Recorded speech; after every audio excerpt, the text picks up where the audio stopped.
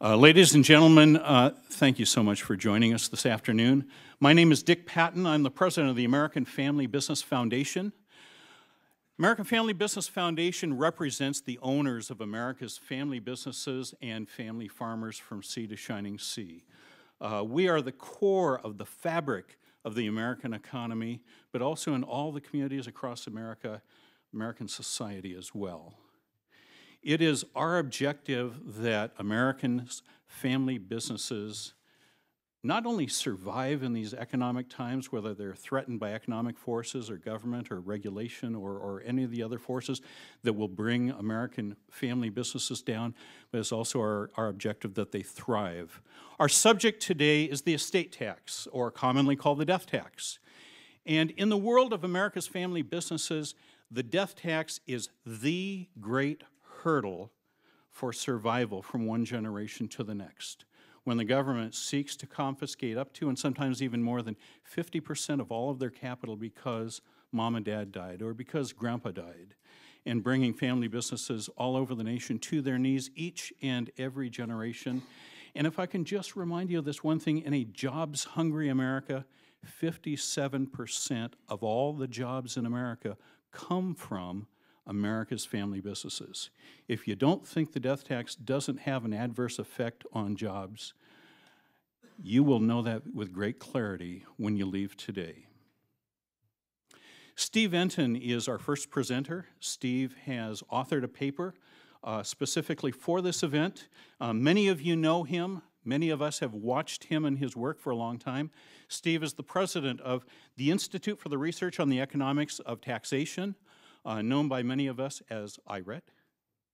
Steve was one of the core consultants on the Kemp Commission on National Financial Growth. Steve is a former Deputy Assistant Secretary of Economic Policy from the Treasury during the Reagan years. And prior to that, he was economist for the Joint Economic Committee right up here in Congress. And Steve is going to be speaking to us on the subject of estate taxes, deficits, and budget implications. Steve Enton.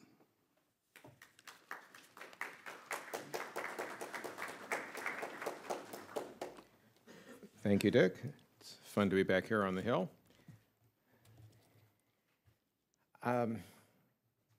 There aren't many taxes that are so damaging to the economy that they actually end up losing revenue. The estate tax is one of them. And doing something that harms the economy and gets you no revenue is really rather crazy. And this is something we need to focus on and try and correct as soon as possible. Over the summer, Congress established a super committee, the Select Joint Committee on Deficit Reduction, to recommend a minimum $1.2 trillion deficit reduction plan. The committee is supposed to present recommendations by November 23rd, and pressure is already mounting for the committee to increase the estate tax as a means to cut the deficit. It won't work. The paper tries to explain how and why lower estate taxes actually raise more money than higher estate taxes and would do more to reduce the deficit than would raising the tax. The estate tax is one of the worst policies the super committee could adopt as a means of deficit reduction, that is, by increasing it. Unfortunately, efforts to eliminate or reduce the estate tax are being held back by incomplete revenue estimates. Federal revenue estimators, both here in the Congress and at the Treasury, show the tax as contributing revenue to the Treasury, and they report that reducing or eliminating the tax would cost revenue and raise the deficit. But they get this results by assuming the tax has no effect on the economy, no effect on people's behavior other than the usual avoidance methods that they try to take into account. In fact, the estate tax is a tax on capital formation, and when you tax something, you get less of it, and when you get less capital, you get less productivity, fewer jobs, and jobs at lower wages. So all the rest of the tax base is eroded, and all the revenues from all the other taxes are depressed by the reduction in the capital formation. We estimated that repeal of the estate tax, and without replacing it with the end of step-up and a capital gains tax as a substitute, would increase the level of GDP by about 2.25% by 2021. That'd be somewhere between $500 and $600 billion, depending on what happens to inflation between now and then. That's compared to where it would be going under current law. Over the period, the cumulative gain in GDP, adding up all the improvements over the years, would be roughly $3 trillion. And instead of increasing the federal deficit by 6.5% over the period, it would reduce it by more than 5%. If we were to compare this with the $1.2 trillion that the supercommittee is trying to come up with, repeal would cover about 30% of that revenue that they seek to find if they would count the gains from growth that would happen if you got rid of the tax. A little history. Congress significantly altered the unified estate and gift tax. In 2001, the rates were gradually reduced. By 2009, the top rate was 45%, down from 55%. And the credit effectively exempted up to $3.5 million in lifetime gifts and bequests, up from $1 million.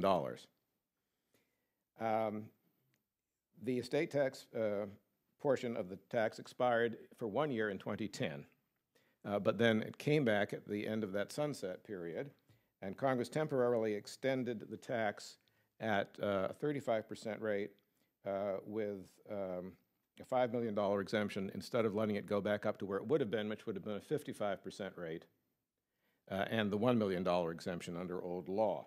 But unless further action is taken, we are going back to that old law level in 2013. And that's the assumption in the baseline for the revenues that the Congressional Budget Office works with. So we measured against that and asked what would happen if we did a number of things to hold down or eliminate the tax. Now, as I mentioned, transfer taxes are taxes on saving and capital formation. They reduce the size of the capital stock, they reduce employment, they reduce productivity, and they reduce wages, and that is where the damage to the revenues comes from. There are other effects, of course. People do tend to give a lot more money away if they're facing these death tax thresholds, and as people give money to their children or to others earlier in their lives, the younger people are generally in lower tax brackets than the parents, and so all the time that they're earning interest and dividends on the transfers, the Treasury is getting less revenue as you go along. B. Douglas Burnham of Stanford estimated that that alone was enough to make the estate tax a revenue loser. We haven't counted that part of it. All we've done is look at the tax on capital and its effect on the growth rate. We took a look at several cases. One in the first column on the left there you can see is the permanent elimination of the estate tax, but the retention of the gift tax. The second one was a larger reduction, a top rate of 15%, akin to the current capital gains tax rate, with a credit offsetting up to $5 million in assets. The third column is the 35% credit, the 35% top rate with a credit offsetting $5 million, which is what we have for the next 2 years. And the fourth is a return to the 2009 levels of 45% at the top rate and a credit offsetting $3.5 million. The biggest gain in GDP comes from getting rid of the tax entirely, and the closer you can get to complete repeal, the better you are with the gross domestic product. Now, that's what's benefiting the general public. You're worried about the deficit here, but think about your constituents. Their incomes go up the most if you get rid of the tax. And as you try and grab some money back from the tax, the GDP is hit more and more and more compared to total repeal.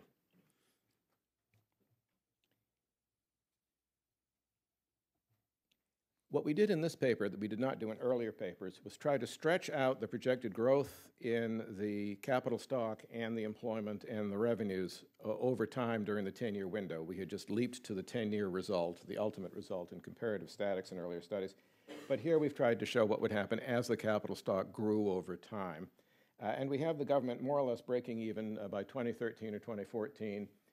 And then the gains build further after. So you have a couple of years of a little bit of loss, not much, and then you begin getting the gains through the end of the period. Static scoring would estimate the repeal to increase the budget deficit by about 6.5% of the period. Dynamic scoring, taking the growth into account, would show it reducing the deficit by over 5%. And that is something that the supercommittee should take into account. But again, your constituents would gain between $500 and $600 billion at an annual rate by 2021, and bigger amounts thereafter, if we could get rid of this tax on capital.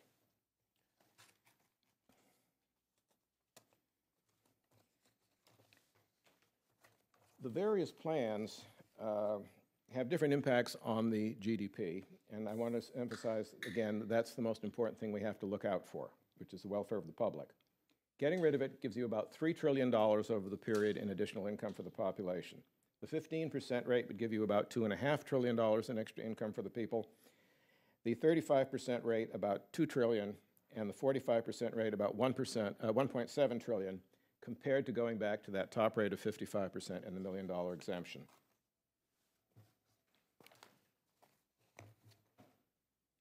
We are currently somewhere between 12 and 15% below our long-term trend rate of growth of output in this country.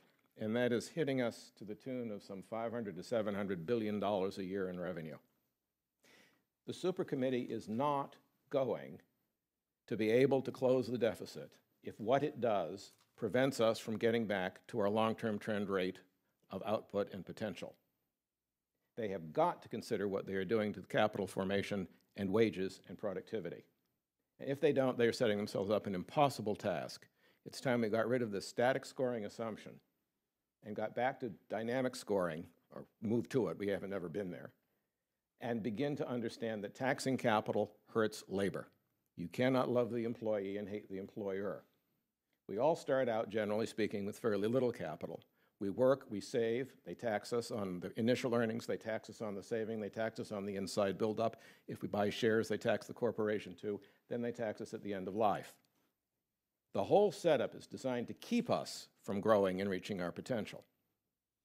And it's gotten to the point where Congress is now suffering from that as well as the rest of the country because you're having a terrible budget problem and you can't get the revenues to pay for your promises.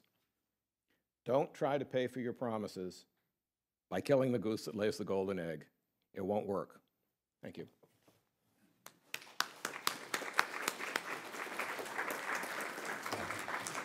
Steve, thank you so much. Steve Enton, you may or may not know, has done an awful lot of the original groundbreaking economic work on the subject at hand, the death tax, the estate tax. 10 years ago, almost to the date, Milton Friedman, the late, great Milton Friedman, came out with a very, very public letter saying, folks, it is time to get rid of the death tax. And at that time, 278 prominent economists from across the nation signed that letter. And Milton Friedman, by the way, his letter is in your packet if you'd like to take a look at it. For example, did you know that the death tax is actually a tax on virtue? Because if you work hard and you save and you gather and you invest, and you don't spend it, then you get taxed on it. But if you blow everything you earn, you get out of all of the taxes. Well, we went back, because this is the 10-year anniversary of that letter, we went back and revisited the text, and you know what? Not one jot, not one tittle needs to be changed. And so we resurrected it. We reached out to economists from sea to shining sea, beginning with that original 278 economists. We now have 537 economists from sea to shining sea who have re-signed on the Milton Friedman Kill the Death Tax letter. Let me just give you a couple of highlights of some of the folks who have signed. Nobel laureate Edward Prescott, former president of the Federal Reserve Bank of Dallas, Bob McTeer, former president of the Federal Reserve Bank of Atlanta, William Ford, former president of the Federal Reserve Bank of Cleveland, Jerry Jordan, former member of the Council on Economic Advisors under John Kennedy, Ellen Metzer, also former member of Council of Economic Advisors under Gerald Ford, Paul McAvoy, Council of Economic Advisors under Reagan, again, Alan Metzger, and also Council of Economic Advisors under George W. Bush, Greg Mankiw, and other people, some of whom are at this table and will be bringing the program into focus to them as well. But the fact of the matter is, killing the death tax is not a strange idea, and it's not an undoable thing. It is something that can indeed be achieved. Our next presenter is known to many of us, Diana Furchtgott-Roth. Diana is a senior fellow at the Manhattan Institute. She is the former chief economist for the Department of Labor. She is the former Chief of Staff of George W. Bush's Council of Economic Advisors. She is a widely read columnist in many newspapers and, for example, including Tax Notes as well. We've all followed her work with great interest over a number of years. And Diana will be talking to us about estate taxes and capital costs. Diane.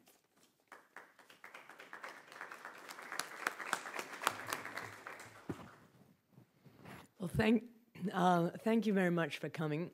Thank you for the excellent pizza, which I'm sure is one of the draws of all these attendees here. Thank you also for listening and not just walking out after you've eaten the pizza. I'd like to start by talking about an article on the front page of Saturday's Washington Post. It was about a family called the Balin family who'd lived in their Georgetown house for generations.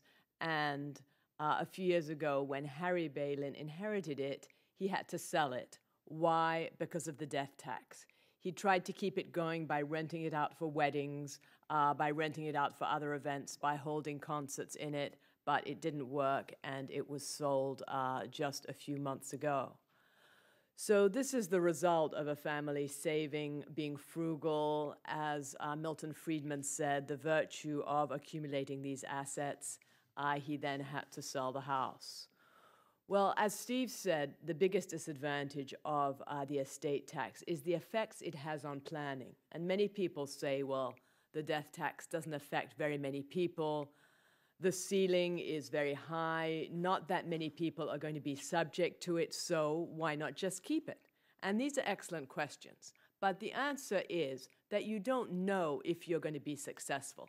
For example, when I left college, I was earning almost next to nothing. Then I got married, and my husband and I were earning a little more, and now we have 6 children, 4 of whom are in college. Now we don't have any money at all because it just goes to tuition payments. But you don't know, basically, how much you're going to accumulate over your life. And having a tax such as the estate tax discourages building up a business.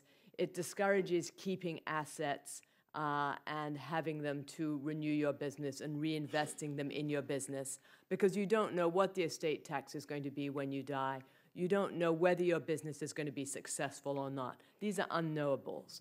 And so, as Steve said, with the estate tax representing just a fraction of federal tax revenue, it's less than 1%. And so much effort going into avoiding it. The most efficient thing to do would be to eliminate it as a source of revenue. And one of my favorite presidential candidates, Herman Cain, with his 999 plan, has proposed just that. He proposed, as well as eliminating the estate tax, also eliminating capital gains taxes and eliminating payroll taxes, and just moving to a flat system. I disagree with his last 9 about having an additional sales tax. I would prefer to have, say, 15-15, a flat corporate tax, a flat individual tax, or even forget about the corporate tax completely and just have one flat tax. But the idea is, as Mr. Cain pointed out, that these add-on taxes just add a lot of complexity to the tax code, and anybody who can hire a good tax lawyer can avoid paying the tax anyway. So these taxes affect tax planning, estate tax planning. Very wealthy families, such as the Bill and Melinda Gates family, they have a foundation and they have their assets in this foundation. So the estate tax isn't going to affect them. Warren Buffett similarly has put his assets in different kinds of trusts, so it won't affect him. But small businesses who cannot afford to hire expensive lawyers, they are the ones who would get hit with it. The Kauffman Foundation has done very interesting work on which kinds of companies create most jobs in the economy. And they find that new companies within the first 5 years create most of the new jobs. And if we just had some more of these large companies such as eBays and Googles and Yahoos, then we would get a lot more initial jobs. And one way to do that would be removing the disincentives to risk. And the estate tax is one big disincentive for taking risks and building wealth and accumulating assets. There is also, as Milton Friedman said in the letter, which is in your packet, questions of double taxation. If you've already been taxed once or twice, depending on what kind of earnings you have, it doesn't seem fair to tax you again. There's the idea of meritocracy. As Milton Friedman said, America was built as a meritocracy. If you accumulate assets you've already been taxed on, it doesn't seem fair to be penalized for that. And a final point is the capital gains element, how estate taxes, the estates are not adjusted for capital gains. And to go back to the example of Evermay in Georgetown, probably a large percentage, most of that value would be capital gains. So with that, I'd like to close, move on to the next speaker, and I'm very much looking forward to your questions.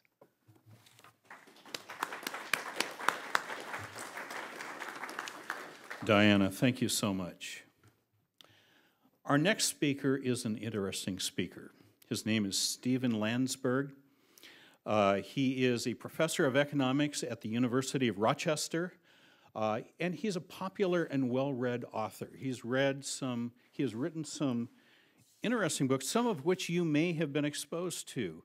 The Armchair Economist. Here's a very interesting one. More Sex is Safer Sex, The Unconventional Wisdom of Economics. The Big Questions of Tackling the Problems of Mathematics, Economics, and Physics. He is a former columnist for both Slate and for Forbes. We would probably consider him a centrist, but on the subject of if we're going to tax the rich, how does the death tax fit into that? Is what he would like to share with us about. And Steve, if you come up and share with us.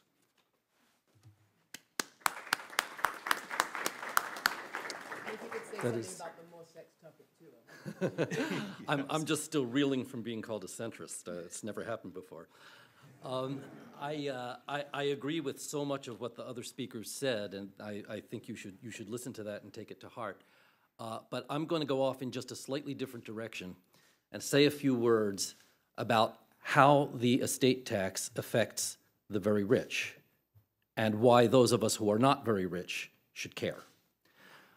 You know, very rich people, they're good people, they're nice people, there might be a couple of them in this room for all I know, but there's no denying that they consume a lot of resources. They consume a lot of resources. And I would like to see them consume a little bit less so that there's a little bit more for the rest of us. And that's why I oppose the death tax. Because here is the message that the death tax sends to very rich people. It says, you can't take it with you. We're not going to let you leave it to your heirs. So you might as well spend now. Spend now. Go ahead. Burn a little more fuel. Demand a little more timber for your mansions, a little more steel for your private planes, a little more fiberglass for your yachts. And then all those resources, all that fuel, steel, timber, fiberglass, is unavailable to build factories or to build machinery for factories. So the rest of us end up with worse jobs at lower wages. All those resources that go into those yachts and private planes are unavailable to build farm machinery. So the rest of us pay higher food prices. Those resources are unavailable to build roads and mass transit and schools and hospitals. I don't begrudge anyone the fruits of his labor, but I do think we should avoid encouraging people to pick extra fruit when that leaves the trees a little barer for the rest of us. We are all living on other people's inheritances. 5 generations ago, just 5 generations ago, the average American worked 60 hours a week, took no vacations, earned the modern equivalent of $6,000 a year, approximately, rarely traveled more than a few miles from home, lived without central heat, lived without running water, and died at age 50. Today, we have better factories, better machinery, better training programs. That's why we work half as much and earn 5 times as much. We have better research institutions, better training programs for doctors, better drugs, better hospitals. That's why we live longer. Where'd all that stuff come from? Where'd we get all that stuff? Where'd we get all those factories and hospitals and schools and kitchen appliances? They were all built out of resources that were available because somebody chose not to consume them. And the reason somebody chose not to consume them was because somebody was being frugal. And in many cases, they were being frugal because they were planning to leave a bequest. Had there been no estate tax, more people would have been more frugal, there would have been more resources available, and the rest of us would have been correspondingly better off. So you don't need rich parents to be a victim of the estate tax. You don't even need a family business or a family farm to be a victim of the estate tax. All you need is to be somebody who works in a factory or shops in a grocery store or goes to a school or gets sick and visits a hospital. I'm not just making this stuff up. One of the great insights and driving ideas of modern economics is that taxes are often most harmful when they encourage overconsumption. That's an insight that was first made explicit by Professor Chris Chamley at Harvard University in 1986, and now we have had an explosion. For 25 years, there's been an explosion of research confirming Chamley's basic insight. You know, it's important not to confuse the issue of the death tax on the one hand with the issue of who should be paying how much taxes on the other hand. We can disagree about who should be paying how much and who should pay more and who should pay less, and should the very rich be paying more and should the very rich be paying less. We can disagree about that. But even if your goal is to soak the rich, even if that's your goal, if you're out to soak the rich, you don't need a death tax to do it. You could do it, for example, with a heavily graduated consumption tax, with a tax where every year you get a tax form that says, how much did you make this year? How much did you save? Now pay tax on the difference. And if you give us that tax code, the first thing we're going to do is we're going to get in a big fight about what the top bracket should be. And that's a legitimate fight. That's a legitimate disagreement about legitimate policy goals. The point is that we can disagree. We can disagree about who should pay how much, but we still ought to be able to agree that whatever they're paying, there are smart and dumb ways to make them pay it, and the smart ways are better than the dumb ways. Look, every tax discourages work. Every tax discourages risk-taking. That's unfortunate, but it's true. And it's a reason to be hesitant before you raise any tax. But the death tax is a double whammy. It compounds the damage by not only discouraging work and discouraging risk-taking, but encouraging overconsumption on top of that. And so my message is, if you're out to tax the rich, if that's your goal, then for goodness sake, at least do it in a way that minimizes the collateral damage to the poor.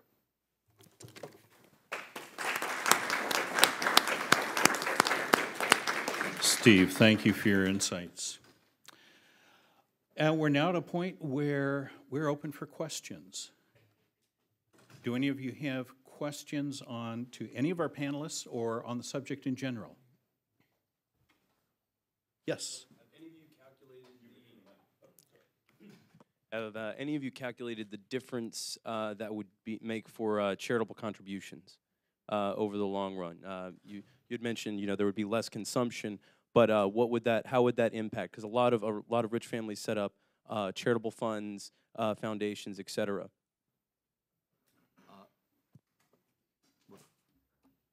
The answer to your question is no, I have not calculated that. I expect it would be a very interesting number, but I don't know it. I hope if somebody else does. In 2005, Department of Treasury did do a study because at that point, the death tax had gone from 55 to 50 to 49, 48, and so it was slowly declining, and they took that window of opportunity to put it against the template of philanthropic giving and kind of looked at it through that window. And at that time, their pronouncement was, as the death tax goes down, philanthropy is increasing. And they, of course, constructed an economic model that kind of showed the conclusion and why, as well as the evidence that was at hand. So if you, I have not calculated the precise number, but if you have more economic growth due to the elimination of the estate tax, then lower income people are going to be better off.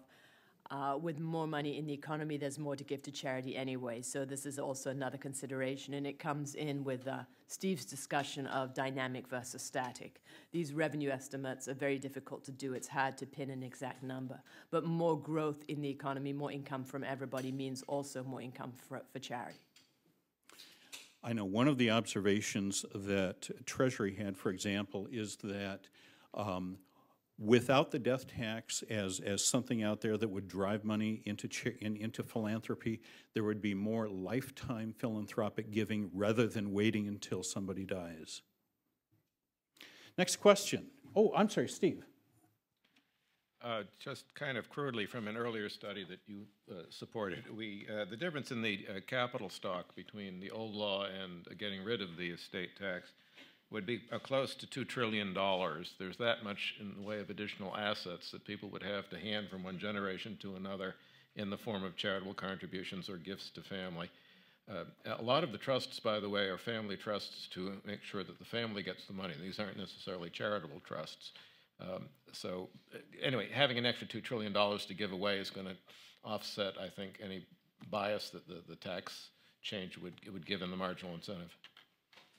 I mean, the object in all of this is to grow the economy. The more we grow the economy, the more we have environmental projects, lower-income housing, all these additional benefits that we want. All these come from the additional economic growth, and that should be our object. Next question. Yes. What countries have currently eliminated the death tax, and what's been the result? That's a very interesting question. A number of interesting countries have, in the last several years, eliminated their death taxes. Sweden comes to mind. They got rid of their inheritance tax about 5 years ago.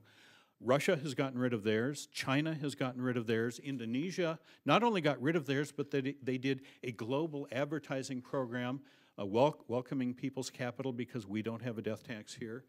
We have seen it either eliminated or substantially reduced in Australia, New Zealand, and Canada. Mexico has an almost non-existent death tax. Switzerland, of course, has no death tax as well. The highest death tax in the world will be America's in 2013 unless something takes place. You've heard of the BRICS, Brazil, Russia, India, China. Brazil has a 4% estate tax, the other three don't. And by the way, China also doesn't tax bank interest. It treats its savings like a Roth IRA. They don't tax the capital gains on shares traded there or for foreigners. They have a lower tax on dividends than ordinary income. They're trying to lift 1 billion people out of poverty, and they're doing what they need to do it. And we ought to try growing faster by not beating up on capital the way the Chinese don't beat up on capital. Good point. They beat up on the internet, though. Yeah.